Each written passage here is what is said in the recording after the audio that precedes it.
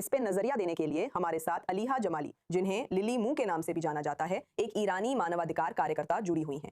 आज E24 news English पर हमारे साथ होने के लिए आपका बहुत धन्यवाद।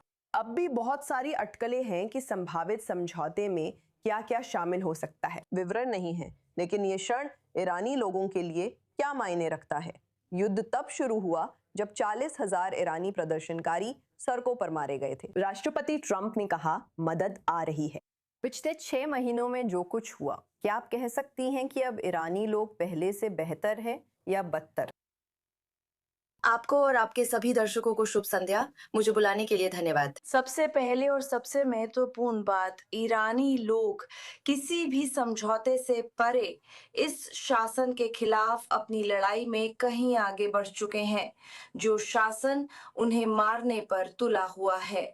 तो जनवरी में ईरानी लोगों ने दुनिया को दिखा दिया कि असली बहादुरी क्या होती है, जब वे लाखों की संख्या में बाहर आए। 3 रातें लगातार गोलियों का सामना करने के बावजूद, अपने सामने लोगों को गिरते देखने के बावजूद, ये जानने के बावजूद कि अस्पतालों में लोगों को गोली मारी जा रही है, 3-4 दिन लगातार लोग फिर भी सड़कों पर निकल रहे थे, लाखों की संख्या में पूरे देश में, उस शासन के खिलाफ जो उन्हें मारने पर अड़ा हुआ है। तो जहाँ तक हम ईरानी लोग जानते हैं, ईरानी लोगों और शासन के बीच जो खून की नदी है, वो अब भी मौजूद है और हम अब भी उसमें से गुजर रहे हैं। इस शासन से आज़ाद होने के लिए हमें लड़ना ही होगा। अगर हमारे पास राष्ट्रपति डोनाल्ड ट्रंप या प्रधानमंत्री नेतन्याहू जैसे सहयोगी हो, जो कोई भी एक ऐसे शासन के खिलाफ सैन्य कार्रवाई करेगा जो हथियार बंद है और हमारे खिलाफ गया है और नागरिकों की जान बचाएगा, तो वो बहुत शानदार होगा, हम उसका स्वागत करेंगे। लेकिन अगर तथाकथित दिखावटी कूटनीतिक बातचीत की जा रही है और 40,000 लोग, हाँ, 40,000 तो खुद शासन ने भी स्वीकार किए हैं। ध्यान रखें, शासन जो बताता है, असल संख्या उससे ज्यादा होती है। सिर्फ तेहरान में ही हजारों लोग मारे गए हैं। मेरा मतलब है, चलिए संख्याओं में नहीं उलझते। ईरानी लोग इस शासन के खिलाफ अपने लक्ष्यों में शेर और सूरज क्रांति में बहुत आगे बढ़ चुके हैं। उनके पास विपक्ष के नेता क्राउन प्रिंस रेजा पहलवी हैं, जो जनता के साथ एकजुट होकर, जब लोग बाहर आए, उन्होंने उनकी ताकत देखी, उनकी इच्छा देखी और उन्होंने कहा बाहर आइए, मैं आपके साथ हूँ। राष्ट्रपति ट्रंप बोले बाहर आइए, मैं आपके साथ हूं। 40 दिन बाद पहले शटर के तेहरान में गिरने और जावद शाह का नारा लगाए जाने के ठीक 100 दिन बाद और उसके 1 हफ्ते बाद जब हजारों ईरानियों की हत्या हुई, तब असल में कार्रवाई शुरू हुई। खोमेनी, मेरा मतलब है इस्लामिक रिपब्लिक के सर्वोच्च नेता, को खत्म कर दिया गया। IRGC के इतने सारे लोगों को IDF की वजह से निशाना बनाया गया और खत्म कर दिया गया। तो इस्लामिक रिपब्लिक इस समय जिस चीज का सामना कर रही है, वो उसकी अपनी तबाही और उसकी अपनी कमजोरी है।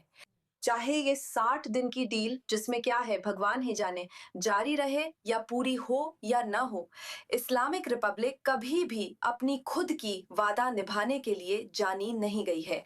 तो जैसे पहले जब उस पर पाबंदियां लगी थी, वैसे ही अब भी काले बाजार में सौदेबाजी होगी और इस्लामिक रिपब्लिक अपनी जेबें भर लेगी। अगर इस्लामिक रिपब्लिक हटाई जाती है तो अंतर्राष्ट्रीय समुदाय और ईरानी लोग अधिक सुरक्षित होंगे।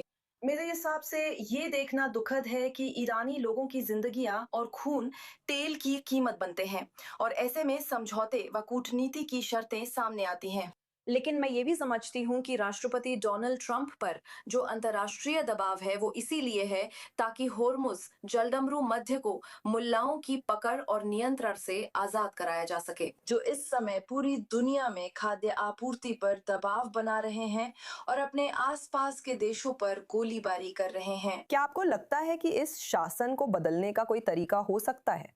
राष्ट्रपति ट्रंप ने सबसे पहले वॉल स्ट्रीट जर्नल से कहा था, बिल्कुल नहीं। राष्ट्रपति डोनाल्ड ट्रंप ने कहा कि ये सबसे तर्कसंगत शासन है जिससे वे अब तक निपटे हैं। अगर राष्ट्रपति ट्रंप मुल्लाओं की तारीफ करना शायद रणनीतिक है, मैं इस पर ध्यान नहीं दूंगी, इसे पोकर फेस मानूंगी। शुक्रवार को जिनेवा में उपराष्ट्रपति जेडी वेंस, संसद अध्यक्ष मोहम्मद बाघेर करीबाफ और अब्बास अरागची के साथ मंच साझा करेंगे। तो इससे ईरानी जनता और प्रवासी समुदाय को क्या संदेश मिलेगा? अभी के समय में ईरानी लोग कई मायनों में खुद को काफी हद तक अकेला महसूस कर रहे हैं जब बात आती है अपने उस सहयोगी से जिसने उन्हें बचाने का वादा किया था और अब वो बचाव एक परमाणु समझौते में बदल गया है। तो स्थिति ये है कि एक ईरानी के दिमाग में जो सोच है वो ये है कि डोनाल्ड ट्रंप हूं या ओबामा हूं। ये ट्रंप से शुरू हुआ कि ट्रंप ओबामा मत बनो, आप हमारे साथ हो, आप हमारे साथ हो, या तो हमारे साथ हो या उनके साथ। मूलतः वहां एक नारा था जिसे ईरान में सभी जानते हैं, ओबामा ओबामा या ओबामा या ओबामा, यानी या तो हमारे साथ या उनके साथ। तो उन्होंने इसे बदल दिया और कहा ट्रंप ओबामा मत बनो, आप हमारे साथ हो, आप हमारे साथ हो, ओबामा ओबामा। और अब ये बस ऐसा है, ट्रंप ओबामा मत बनो। ये सचमुच बस उसी तक सिमट कर रह गया है। तो इस स्थिति को लेकर राष्ट्रपति डोनाल्ड ट्रंप के प्रति समर्थन अभी बहुत अधिक नहीं है। हालांकि ईरानी लोग अचानक यू टर्न के आदी हैं। वे अनिश्चितताओं और संकटों का अकेले सामना करने के आदी हैं। अगर हमें खुद ही निपटना है तो हम कर लेंगे। लिली मू, हमारे साथ होने के लिए बहुत धन्यवाद। इस समय ईरानी प्रवासी समुदाय के नजरिए सुनना बहुत जरूरी है। i24 न्यूज इंग्लिश पर हमारे साथ जुड़ने के लिए धन्यवाद। आमंत्रण के लिए धन्यवाद। आपकी शाम अच्छी रहे। धन्यवाद।